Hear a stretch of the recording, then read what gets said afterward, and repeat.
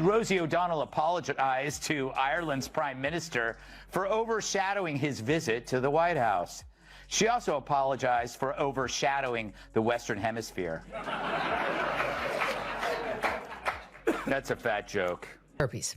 It's herpes. She came out later and told the world she has Donald Trump inflicted herpes from stress. And I wonder, Eliana, whether really there was a legal obligation there for her to disclose that to the character of Miranda. Rosie O'Donnell just walked into a verbal blender, and Greg Gutfeld and Megyn Kelly were the ones pressing puree. What started as a casual roast turned into a full-blown demolition derby of sass, sarcasm, and savage truth bombs. You won't believe what Megyn said about Rosie's career GPS. Spoiler, it's still recalculating. And Greg, let's just say he brought flamethrowers to a marshmallow fight. Buckle up, this roast isn't medium rare, it's burnt to a crisp. Wherever Rosie O'Donnell's gone, she's probably eating a leprechaun. She's our hero of the day for leaving America if Trump won and relocating to Ireland, where she's still not funny. So many celebs say they're going to do it but never do. But does she have any regrets? I have no regrets. Not a day has gone by that I thought it was the wrong decision. I was welcomed with open arms. I knew after reading Project 2025 that if Trump got in, it was time for me and my non-binary child to leave the country. Rosie O'Donnell has made a career out of being loud. Loud opinions, loud feuds, loud exits. If noise were currency, she'd be Warren Buffett. Unfortunately for her, the world is running on facts, finesse, and finesse-laced takedowns now. Enter Greg Gutfeld and Megyn Kelly, two media personalities who didn't set out to bury Rosie, but somehow wound up doing just that without even breaking a sweat. What do you get when you mix sarcastic chaos with clinical dissection, a career autopsy that feels more like a dark comedy than a tragedy? Look up in the sky! It's an asteroid! It's a... is that a whale? No, it's Rosie O'Donnell, our hero of the day! It all starts with the question no one was asking, but everyone needed answered. What happened to Rosie O'Donnell? Once the queen of daytime TV, the empress of celebrity feuds, and the walking embodiment of righteous indignation, Rosie has somehow managed to become a living meme of her former self. Not the good kind of meme either. The kind that pops up in PowerPoints titled "What Not to Do with Your Platform." Greg Gutfeld was first up to the plate, and he didn't bring a bat. He brought a sledgehammer made of sarcasm and wrapped in late-night glitter. You could almost hear the snare drum after every swipe he took. If there was a subtle way to destroy someone, Greg clearly missed that memo. For him, subtlety is a seasoning, not the main course. And in this roast, he was serving the entire menu. Hey! Apparently America couldn't be happier, but like I said, she's our hero of the day for doing what so many other celebs don't have the guts to do. Wow, first Ellen, now Rosie. Makes you wonder what lesbian will leave next.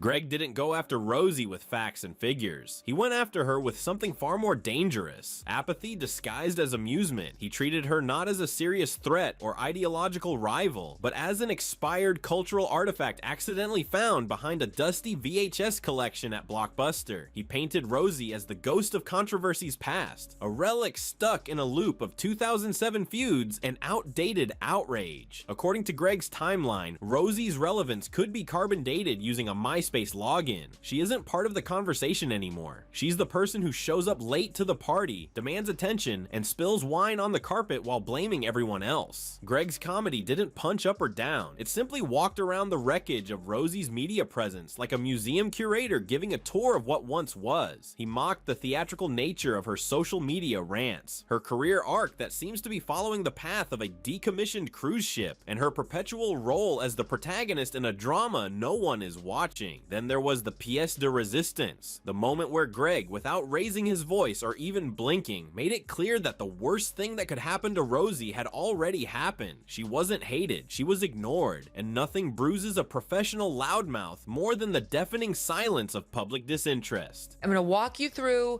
the different iterations of Rosie's disgusting problems, just to name a few. Well, hey, everybody, it's Friday all day, as my nana would say. Oh my God. And look what I have on my lip. Everybody's been saying, you have herpes all this time, and I never had a cold sore in my life, and now I have a cold sore. And it makes me think that perhaps this weird pimple that had a tiny little head was a cold sore too. And so I talked to my doctor today, and I did a video telehealth, and they said that it's not a cold sore, it's some reaction to the sun. That's the first chapter of our saga.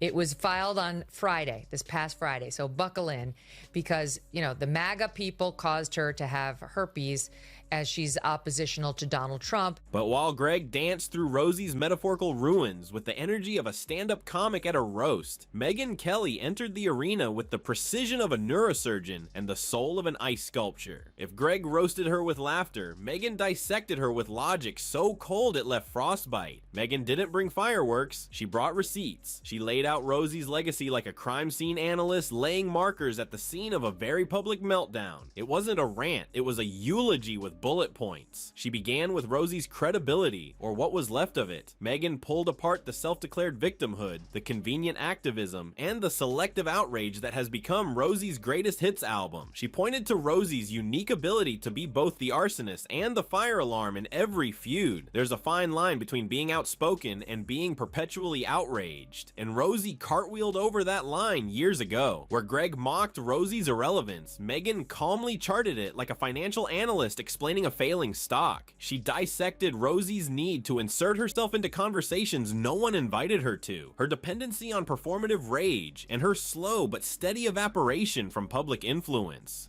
You know, I have this idea, and I'm going to give it to Fox Nation because that's the kind of person I am. You know, the VH specials, Where Are They Now? Yeah. They need to do Where Are They Now for political moments. The legendary debate, Trump, Megyn Kelly, Rosie O, where are they? So you have like where did like one catapulted to the presidency, one went to NBC and then to podcast stardom, and the other one went to the land of the potato.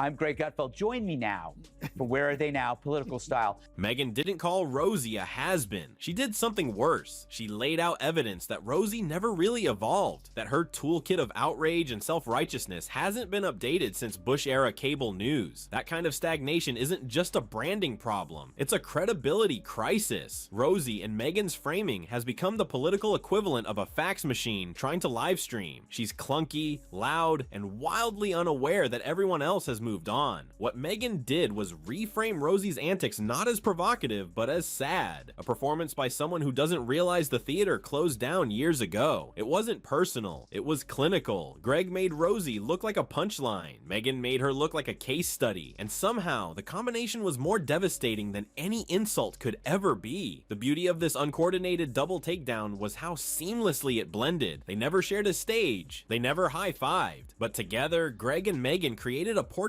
of irrelevance so complete, even Rosie's most ardent fans would be forced to admit they haven't seen her on anything but nostalgia specials. Greg's comedy was the sugar that helped the medicine go down. The following clip from and the City, their latest sequel, I don't know. Oh, I know what this is. Oh, no. I'm sorry, Jashinsky, but it's happening. It's happening. Oh, no. For the listening audience, we are about to see Miranda, the character played by Cynthia Nixon, who is so annoying, in bed with a virgin nun played by Rosie O'Donnell.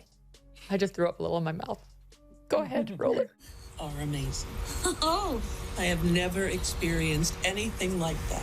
Megyn's critique was the medicine that made you wonder how Rosie hadn't already diagnosed herself with a severe case of being out of touch. One hit with a punchline, the other with a scalpel. The result? A public perception shift that might as well come with background music and a time-lapse montage of Rosie slowly fading out. And the most ironic part? Neither of them seemed to care that deeply. That's what makes it sting. They weren't trying to win an argument. They weren't trying to one-up her. They were simply pointing out the obvious in passing while moving on to bigger fish. That's the media equivalent of leaving someone on read forever. Rosie's strategy, once a roaring engine of tabloid-fueled relevance, has backfired into a smoggy mess of outdated tactics and awkward outbursts. She used to own the room. Now she can barely rent a reaction. Gutfeld and Kelly didn't kill Rosie's legacy. They just pointed out that it had already quietly expired while no one was watching. It's almost poetic. Rosie, who rose rose to fame through sheer volume and the art of the feud, is now stuck in a loop of reruns. And unlike the reruns of her old talk show, this new loop doesn't come with applause. It comes with crickets. Greg Gutfeld left the audience laughing at the absurdity. Megyn Kelly left them questioning why they ever took Rosie seriously. And together they managed to do something Rosie herself never could: silence the noise. Same thing with Rosie. You know why she's leaving, Why? right? We know why she's leaving.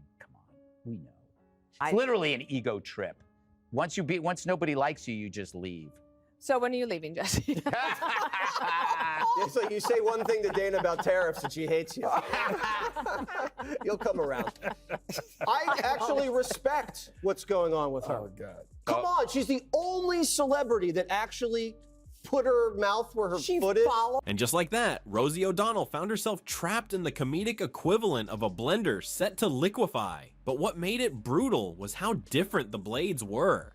On one side, you had Greg Gutfeld swinging like a man who just found out sarcasm burns calories. On the other, Megyn Kelly, icy, clinical, and quietly loading receipts like she's prepping for court. They didn't coordinate, they didn't collaborate, but somehow they both arrived at the same destination: Rosie's reputation, duct taped to a dumpster and quietly wheeled out of relevance. Let's be clear, Greg came in like a raccoon with a mic and zero boundaries. His roast style isn't just irreverent, it's a full-speed drive through a do not enter sign. He didn't treat Rosie like a public figure worthy of a rebuttal. He treated her like an expired coupon. Once useful, now just sad and crumpled in a junk drawer no one wants to clean. Rosie, who spent years painting herself as the brave, truth-telling underdog, became the joke in Greg's punchline-stuffed sketch. The wild part? He didn't have to get angry. He just had to point out the sheer absurdity of someone still swinging at culture wars from the comfort of a leather recliner. And then, as if fate decided one roast wasn't enough, in walks Megyn Kelly with all the subtlety of a courtroom eulogy. No screaming, no fireworks, just a slow surgical dismantling, like watching someone fold laundry while reading a murder confession. Mr. Trump, one of the things people love about you is you speak your mind and you don't use a politician's filter. However, that is not without its downsides, in particular when it comes to women. You've called women you don't like fat pigs, dogs, slobs, and disgusting animals. Your Twitter account... Only Rosie O'Donnell. If Greg was a verbal food fight, Megyn was a TED Talk in passive-aggressive destruction. She didn't need props or gimmicks. Her entire takedown rested on one brutal premise: Rosie isn't controversial anymore. She's just predictable. And when your career runs on outrage, predictability is the silent killer. What makes this entire roast deliciously ironic is that Rosie built her brand on being the loudest person in the room. She was once a cultural force. Loud, brash, opinionated, and impossible to ignore. Now, she's like that background character in a sitcom who doesn't realize their scene ended 3 seasons ago. She used to mock the establishment with sharp wit and fearless commentary. Now she is the punchline, the self-parody she never saw coming. If Rosie 2002 met Rosie 2025, she'd probably file a cease and desist. Even more brutal is how this felt like a tag team beatdown. Without the tag, Greg didn't need Megyn's backup. Megyn didn't need Greg's antics. But the timing, the style, the delivery, it synced up like two completely different genres of roast decided to merge into one tragicomic funeral for Rosie's public image. It wasn't coordinated, but it was cosmic. The universe basically decided, hey Rosie, remember when you thrived off other people's scandals? Here's a mirror and a microphone. Good luck. And what did the audience get? Not anger, not sympathy, just uncontrollable, slightly guilty laughter, and a tsunami of secondhand embarrassment. Watching Rosie get dissected like this is like watching someone walk confidently into a revolving door and somehow still manage to trip. To be in a lot worse condition than Rachel Maddow and Nicole Wallace in terms of fighting fascism or whatever. Yeah. But yeah. I don't even have a response to that. No, you I can't. It's anybody stomach wants to turning. see that. It's too like upsetting. Anybody wanted Donald to see Trump that. would never inflict herpes on Rosie O'Donnell. I think he's made that very clear. You don't hate them. You just wish someone would take away their Wi-Fi and gently explain that it's time to try a new hobby, maybe pottery or stamp collecting, something quiet. Rosie got obliterated, and the beauty is it didn't take a single raised voice. No shouting matches, no Twitter wars, just two media veterans flicking verbal darts like they were playing office games. And Rosie happened to be the corkboard. She wasn't wasn't just called out, she was erased. Slowly, casually, and with more style than she ever mustered when she was still part of the conversation. There's a certain poetic justice in this. Rosie, the queen of bombastic takedowns, got taken down without anyone even breaking a sweat. No sweat, no stunts, no sensationalism, just two commentators showing up with receipts, punchlines, and a reminder that being loud doesn't equal being right or relevant. Because really, if Rosie's career had a GPS, it would have screamed recalculating 15 years ago and then rage quit the app. And while she's busy tweeting her next temper tantrum into the digital void, Greg and Megyn are casually moving on, off to their next target, their next headline, their next monologue. Meanwhile, Rosie's left behind like a DVD in a streaming world, dusty, scratched, and tragically confident someone will still watch. Rosie O'Donnell told CNN it's heartbreaking to watch Donald Trump destroy the country from her new home of Ireland. Meanwhile, Ireland told CNN it's heartbreaking that there's not enough Guinness to make Rosie O'Donnell look pretty. At this rate, someone's going to need to launch a full-blown search and rescue mission for Rosie's dignity. That is, assuming anyone can still find it buried beneath the layers of performative rage, outdated talking points, and whatever's left of that once thriving public persona. There's no coming back from that, not because Rosie can't try, but because nobody's listening anymore. And in the realm of public figures who thrive on attention, that's not just a defeat, that's annihilation. And somewhere, off camera, Rosie might still be yelling, but as far as the cultural radar is concerned, all we're picking up is static. Greg Gutfeld cracked jokes and walked away whistling. Megyn Kelly stacked logic like bricks and built a wall of indifference. No punch was pulled, yet every hit landed. It wasn't a debate. It wasn't a battle. It was a 1-2 combo of amusement and analysis that left nothing standing. Rosie O'Donnell used to demand attention. Now she barely gets a footnote. And Greg and Megyn, they just kept walking, leaving behind a cloud of smoke, a few chuckles, and a very confused fax machine still trying to connect.